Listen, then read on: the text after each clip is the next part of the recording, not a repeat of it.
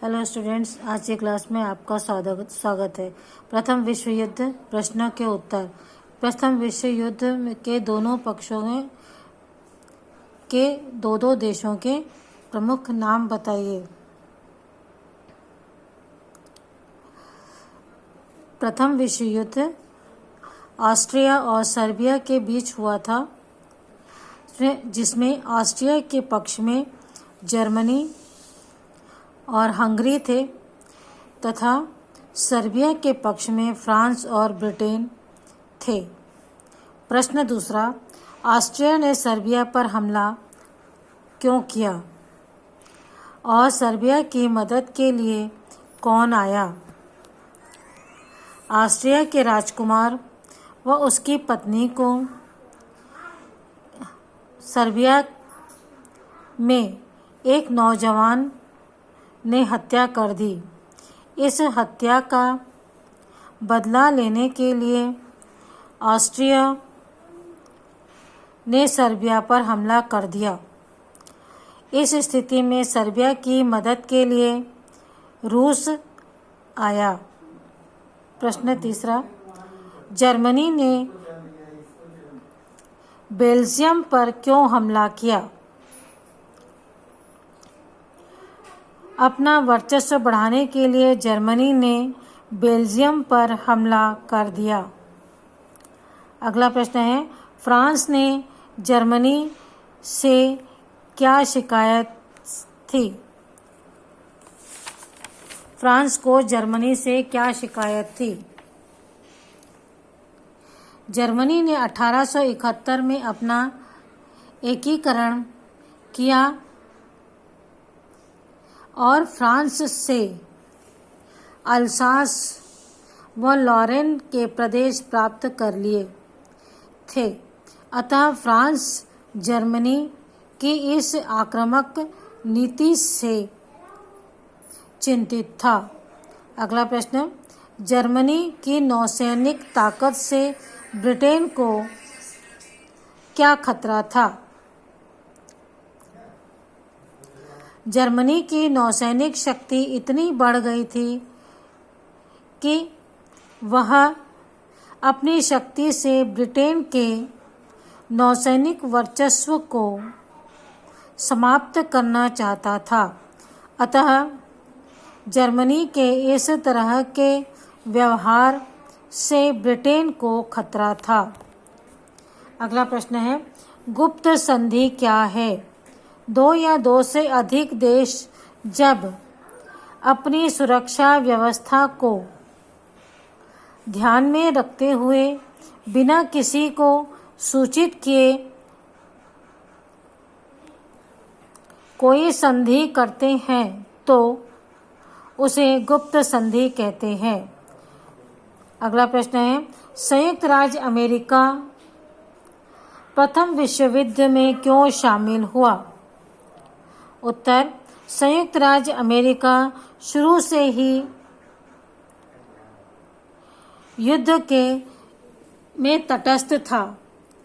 उसके ब्रिटेन और फ्रांस से के बीच उसके ब्रिटेन और फ्रांस से घनिष्ठ व्यापारिक संबंध थे। अतः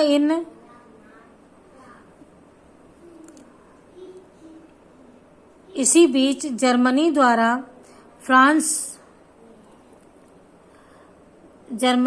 संयुक्त राज्य अमेरिका के एक व्यापारिक जहाज पर हमला कर दिया था।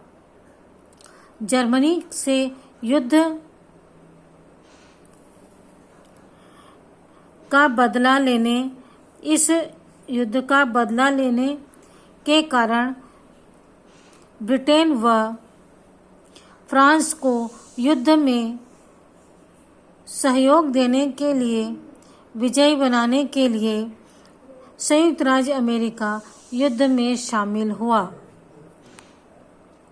अगला प्रश्न है, सैन्यवाद का लोगों के जीवन और विचारों पर क्या प्रभाव पड़ा? उत्तर है सैन्यवाद शक्ति और श्रेष्ठता पर बल देता है। सैन्यवाद से प्रेरित देश केवल अपने राष्ट्र को शक्तिशाली बनाना चाहते हैं तथा अन्य देशों को नष्ट करना चाहते हैं।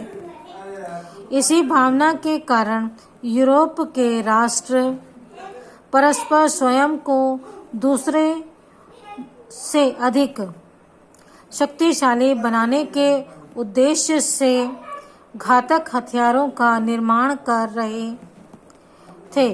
प्रत्येक राष्ट्र चाहता था कि वह पहले से अधिक शक्तिशाली व घातक हथियार बनाकर दूसरे राष्ट्र को पीछे छोड़ दे।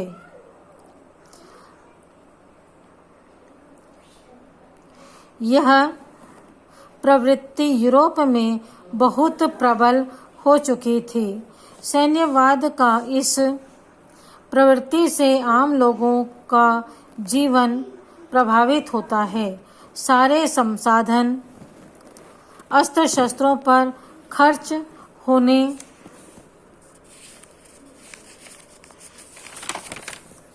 लगते हैं और लोग अतिवादी विचारों का समर्थन करने लगते हैं।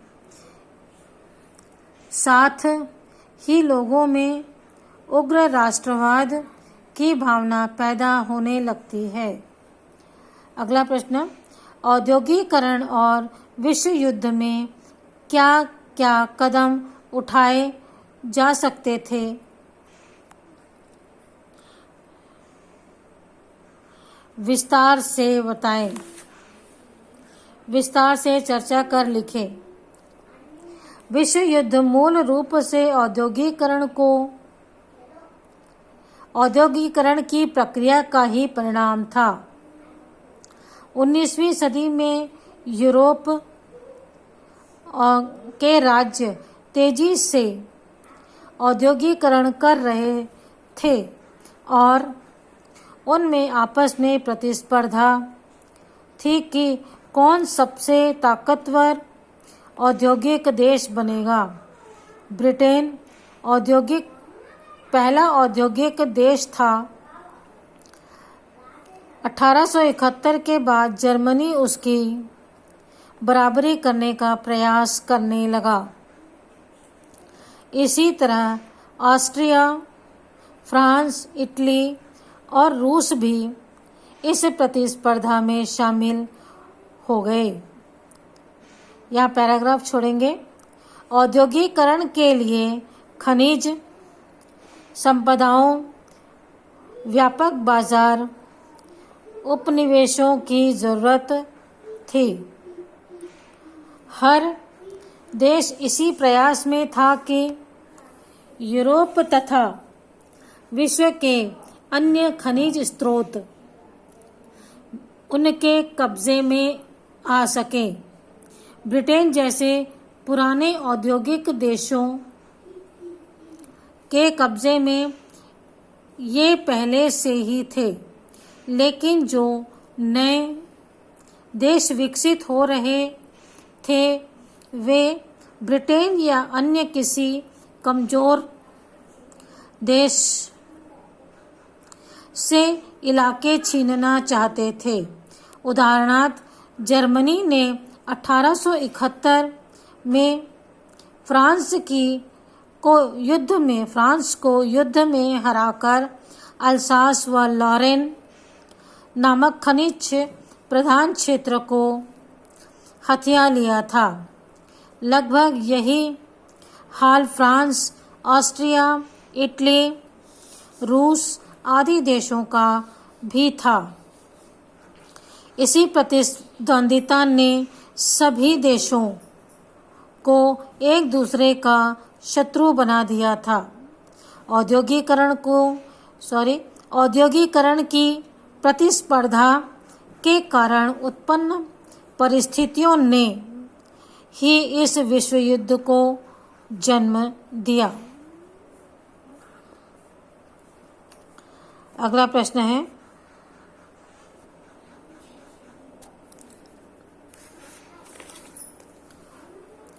सैनिकों की दशा सुधारने के लिए क्या क्या कदम उठाए जा सकते थे? सैनिकों की दशा सुधारने के लिए निम्न कदम उठाए जा सकते थे। पहला, योग्यता एवं शारीरिक क्षमता वाले लोगों को ही सेना में भर्ती किया जाता है तथा इनके स्वास्थ्य एवं भोजन का विशेष प्रबंध किया जाता। दूसरा, सैनिकों को छिपने के लिए जो ट्रेंच बनाए जाते थे उन्हें स्वास्थ्य की दृष्टि से अनुकूल परिस्थितियों में बनाया जाता। सैनिकों की चिकित्सा के लिए पर्याप्त दवाइयाँ व की व्यवस्था की जानी चाहिए थी।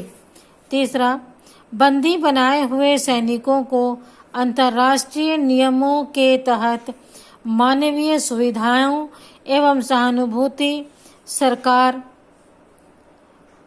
उन्हें अमानवीय यातनाएं सहानुभूति रखकर उन्हें अमानवीय यातनाओं और घृणापूर्ण व्यवहार से सुरक्षा प्रदान किया जाना आवश्यक था।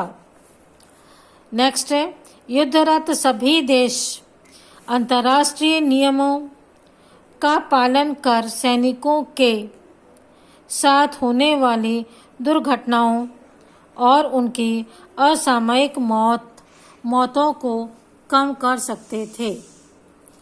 अगला प्रश्न 5वां, युद्ध का कारखानों के मालिकों व मजदूरों पर क्या असर पड़ा?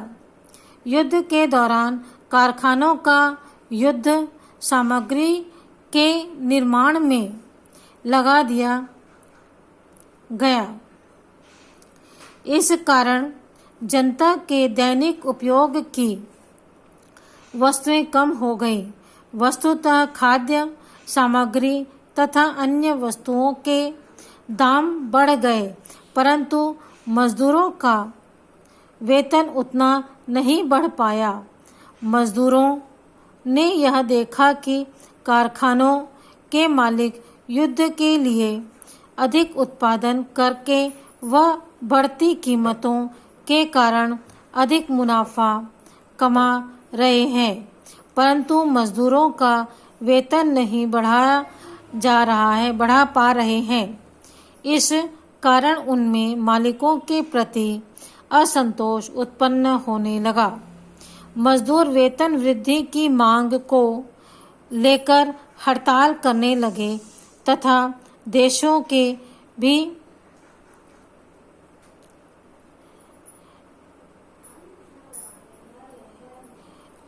अन्य देशों की भी यही स्थिति तथा खराब होती चली गई। भीतर की ही स्थिति खराब होती चली गई। मजदूर वेतन वृद्धि की मांग को लेकर हड़ताल करने लगे तथा देशों के भीतर ही की स्थितियां भी खराब होती चली गई। भीतर की स्थितियां भी खराब होती चली गई। अगला प्रश्न, चित्र 11 में जो महिलाएं दिख रही हैं,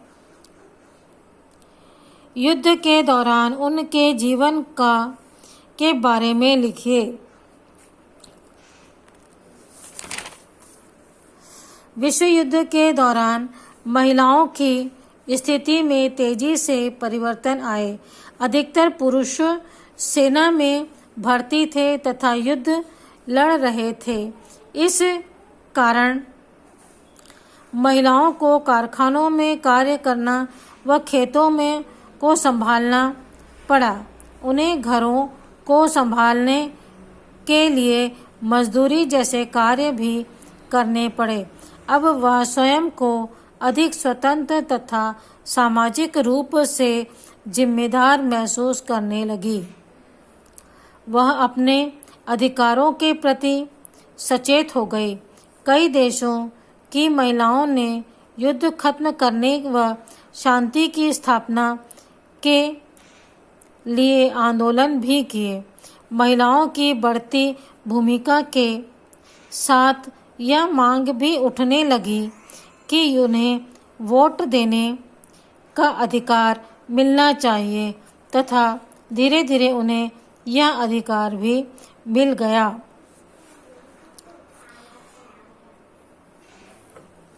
अगला प्रश्न, युद्ध के अंत तक आते आते विभिन्न देशों में क्रांतियां क्यों हुई? विभिन्न देशों में क्रांतियां क्यों हुई? उत्तर, युद्ध शुरू होने के 3 साल के बाद लगभग प्रत्येक देश में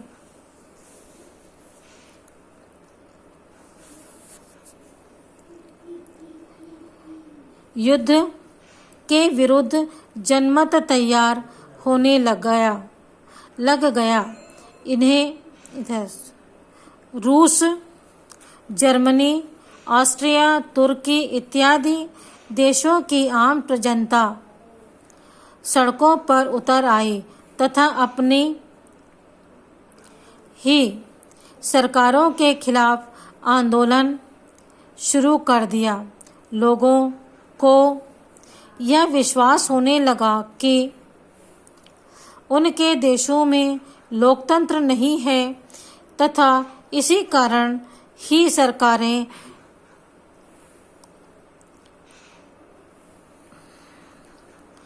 आसानी से घोर युद्ध में उतर गई। यदि उनके देशों में लोकतंत्र स्थापित होता तो सरकारों को जनता की बात माननी पड़ती तथा वह ऐसे युद्ध में शामिल नहीं होते। युद्ध खत्म होते ही बड़े बड़े साम्राज्य खत्म हो गए तथा उन देशों में लोकतंत्र स्थापित करने के लिए क्रांतियां शुरू हो गई। रूस में तो 1917 में ही क्रांति हो गई थी। जर्मनी, ऑस्ट्रिया, हंगरी, तुर्की में भी साम्राज्य खत्म हो गया तथा लोकतांत्रिक सरकारें सामने आईं।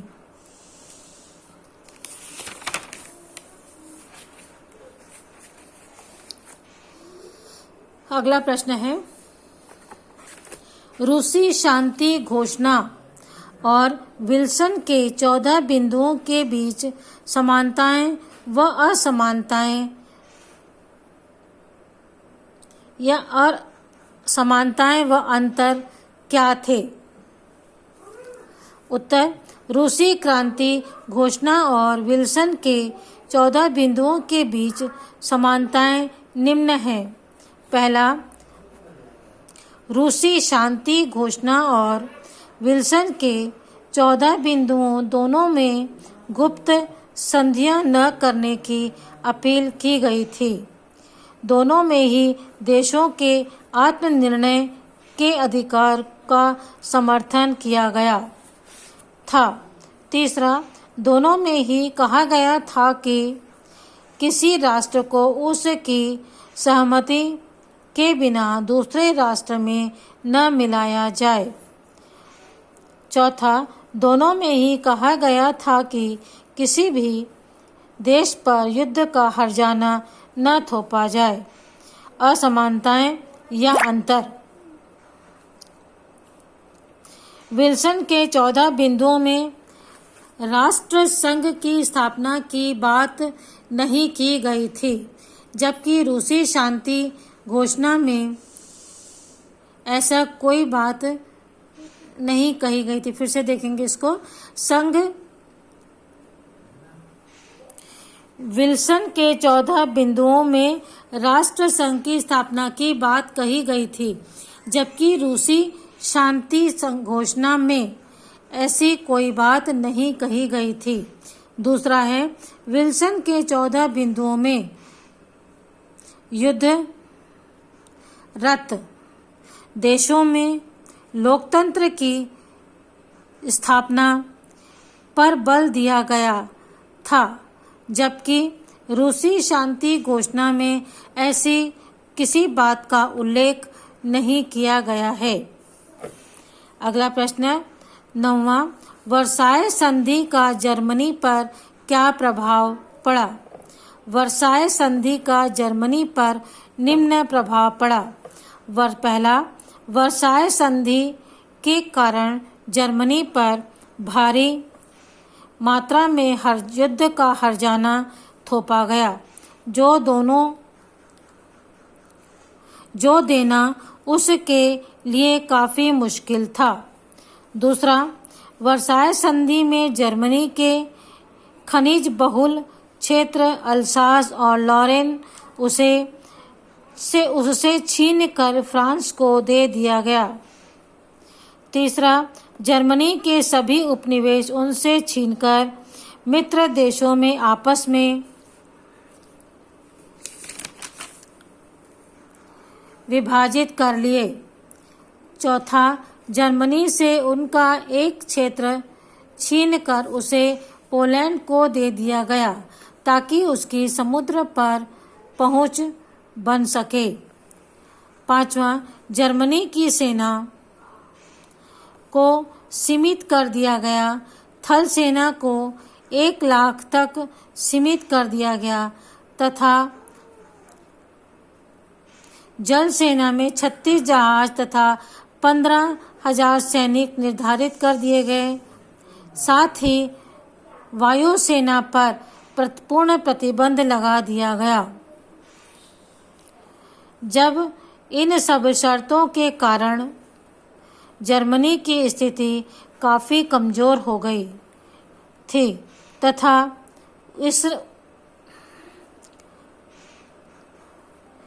इसने वहां पर अधिनायकवाद के आने का रास्ता साफ कर दिया था। बच्चों, इसके साथ ही प्रश्नोत्तर पुस्तक के समाप्त होते हैं। इसके बाद आंतरिक प्रश्न जो हैं वह अगले वीडियो में बताऊंगी। तब तक इसको लिखकर और याद करेंगे। Okay, bye.